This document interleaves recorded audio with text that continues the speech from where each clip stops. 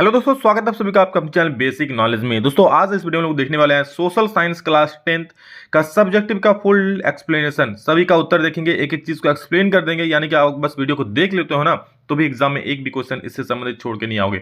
चलिए वीडियो को शुरू करते हैं। दोस्तों बता दूं, ऑब्जेक्टिव का पहले ही मैंने अपलोड कर दिया, उसको देख लेना, प्लेलिस्ट में रखा हुआ है और वीडियो सेक्शन में जाकर देख सकते हो। साइंस का ऑब्जेक्टिव, साइंस का सभी का अपलोड कर दिया और आज ही आप लोग का जितना सारा मॉडल पर ट्राई करूंगा आज ही अपलोड कर दूं।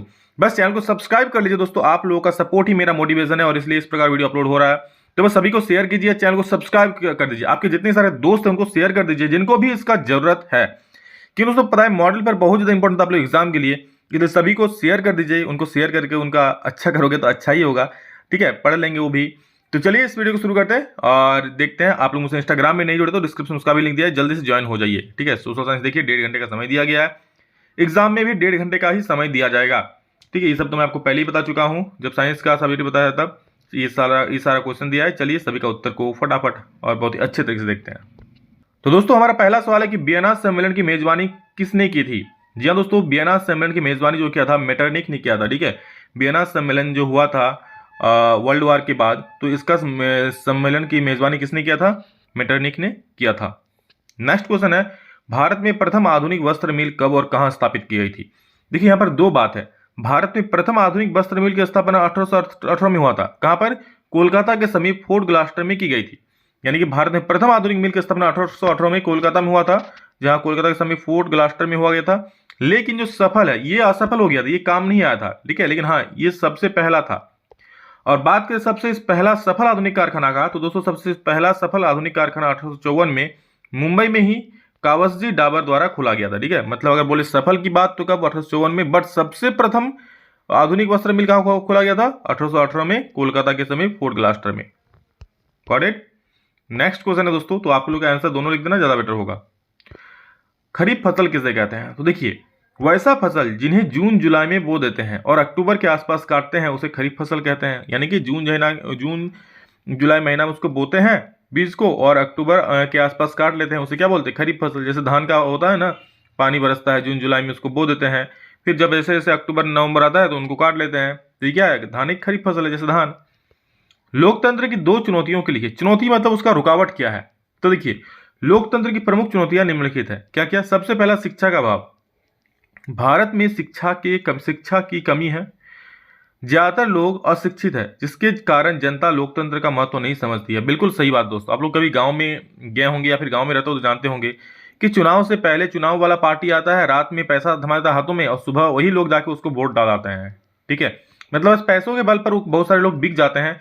तो ये क्या शिक्षा की कमी है? वो ये नहीं समझ रहा है कि जो उसको आज 100 रुपया दे रहा है ना, जो आज वो 100 रुपया जो दे रहा है उसको वोट देने के लिए, कल वही जब चुनाव में जीत जाएगा, ये आदमी जब अपना काम करवाने जाएगा ना तो इससे 100 के बदले में 500 रुपया वसूल लेगा। ठीक है, 500 रुपया वसूल लेगा। जो पैसा के बल पर राजनीतिक चुनाव जीतेगा वो तो पैसा ही कमाना चाहेगा ना, तो इससे हम लोग को समझना चाहिए।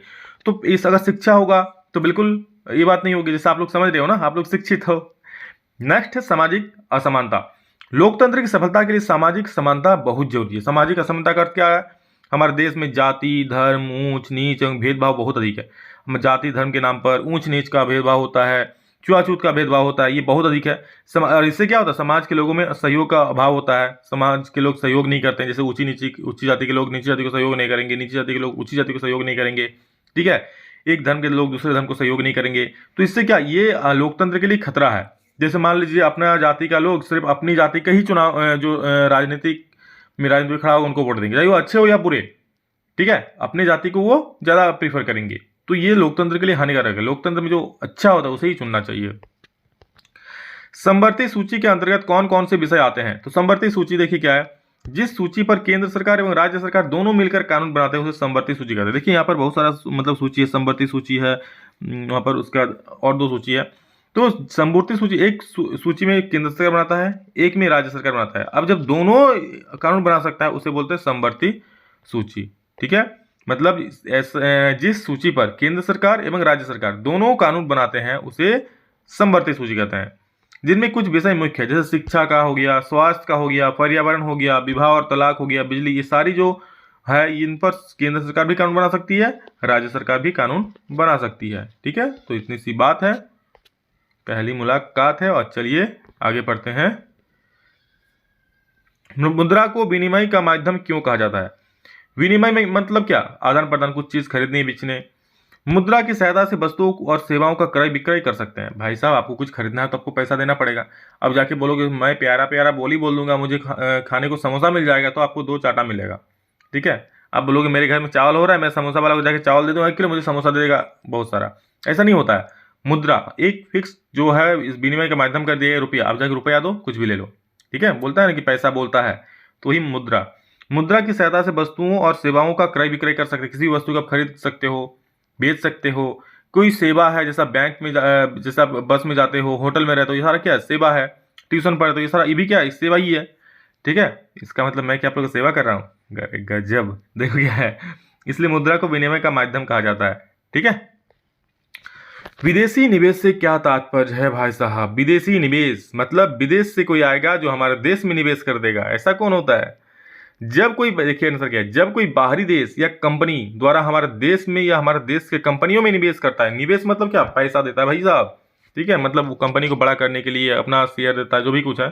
तो जो कोई भी बाहरी देश या कंपनी हमारे देश में या हमारे देश के कंपनियों में निवेश करता है, उसे विदेशी निवेश करते हैं। ठीक है। जैसे कोई एक कंपनी है, इस कोई विदेश से आ रहा है, बोल रहा है मैं तुम्हें निवेश करूंगा, तुम अपना क्षेत्र को और बड़ा करो, मैं तुम्हारे साथ मिलकर काम करूंगा, तो यही तो हो गया विदेशी निवेश। ठीक है। सरकार भूमि दे रही है यहाँ पर, तो विदेश से आदमी कोई व्यापारी आ रहा है यहाँ पर अपना प्लांट खड़ा कर रहा है, तो क्या ये भी विदेश निवेश हो रहा है?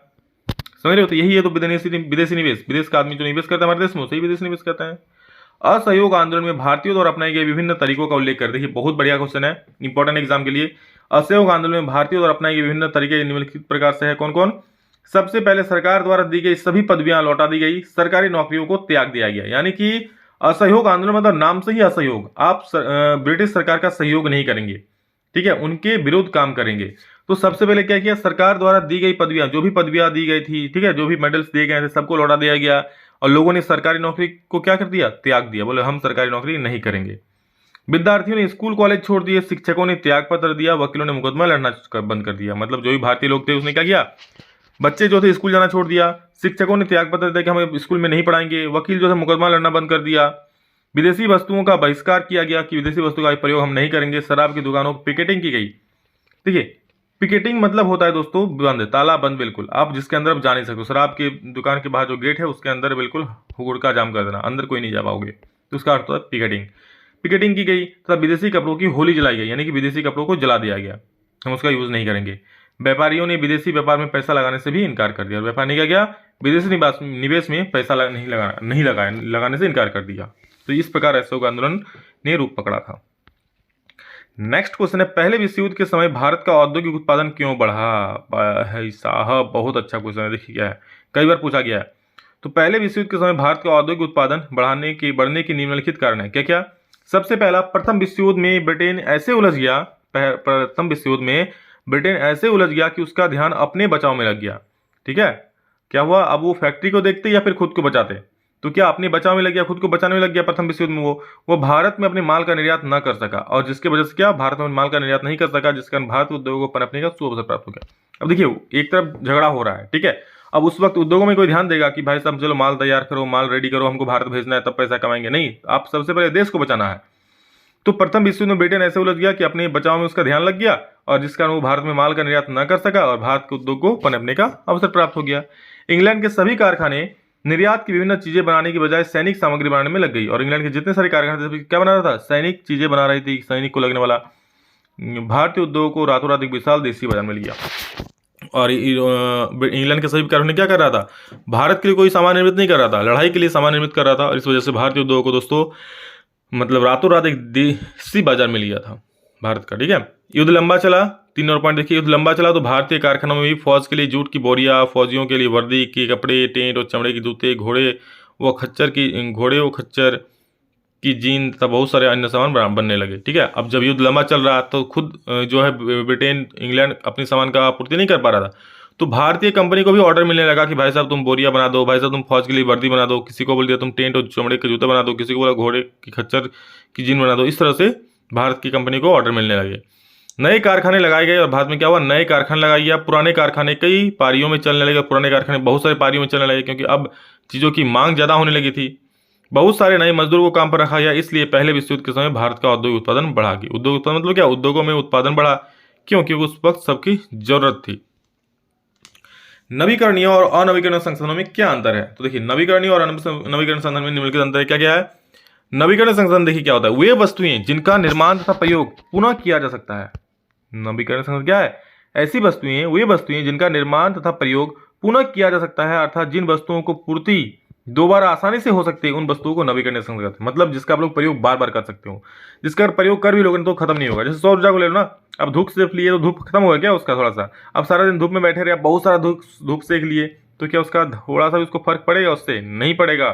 ठीक है, तो और इसकी पूर्ति आसानी से दोबारा हो जाती है, आप तुरंत फिर बैठिए फिर मिल जाएगा धूप।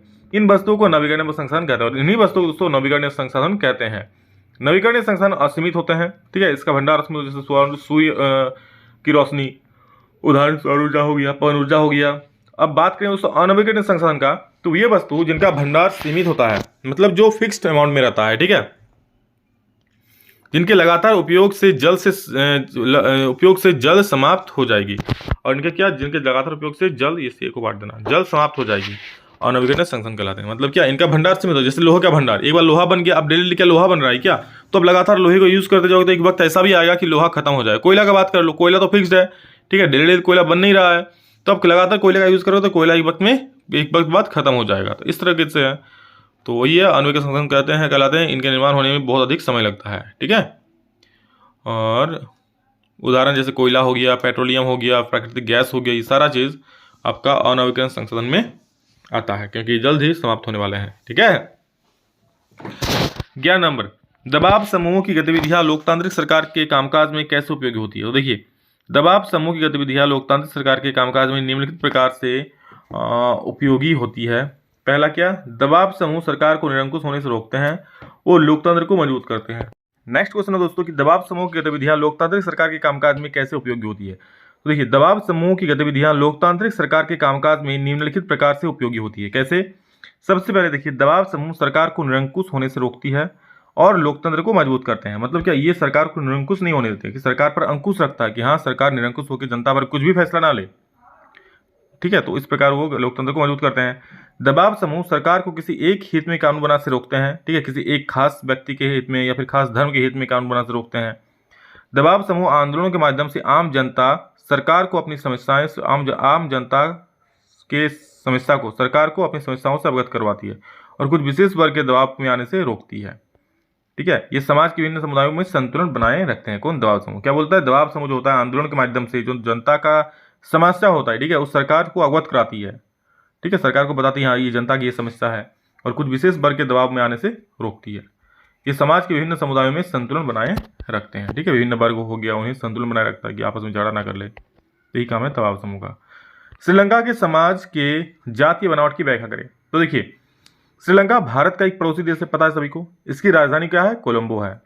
इसका आकार जो है दोस्तों हरियाणा के बराबर है, इसकी जनसंख्या भी हरियाणा के बराबर ही है। यह फुल स्टॉप देना। ठीक है, इसमें 3 भाषा बोलने वाले लोग रहते हैं। क्या क्या? सिंहली, यहाँ घ होगा। ठीक है, सिंहली 74% होता है, बोलता है, तमिल 18% और ईसाई जो है 7%। परसेंट को काट देना, परसेंट तो लिख दिए हैं। ईसाई 7% रहते हैं। ठीक है, तमिल 2 प्रकार है, श्रीलंकाई तमिल और भारतीय तमिल। जो तमिल श्रीलंका में पैदा हुए हैं दोस्तों उन्हें श्रीलंकाई तमिल कहते हैं। ऑब्वियस सी बात है, जो श्रीलंका में पैदा हुआ श्रीलंकाई तमिल कहेगा। और जो तमिल भारतीय में पैदा हुआ बट श्रीलंका में जाके रहते हैं, ठीक है, उनको भारतीय तमिल कहते हैं। क्या कहते हैं? भारतीय तमिल। इस प्रकार हम कह सकते हैं कि श्रीलंका, अरे भाई साहब प्रियंका कहाँ से आ गया प्रियंका नहीं सब।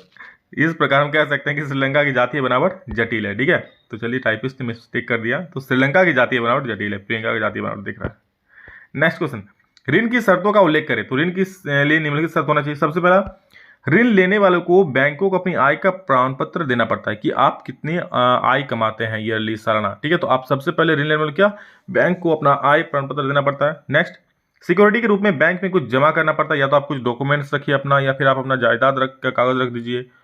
ऋण लेने के लिए गारंटर का होना आवश्यक है। आप ऋण ले रहे हो तो आपके पास एक गारंटर का भी होना आवश्यक है कि हाँ वो गारंटी लेगा कि हाँ ये भाई साहब ऋण चुकाएंगे, अगर नहीं चुकाएगा तो मैं ऋण को चुकाऊंगा, तो इसलिए किसी गारंटर नहीं बनिएगा, समझ रहे हो।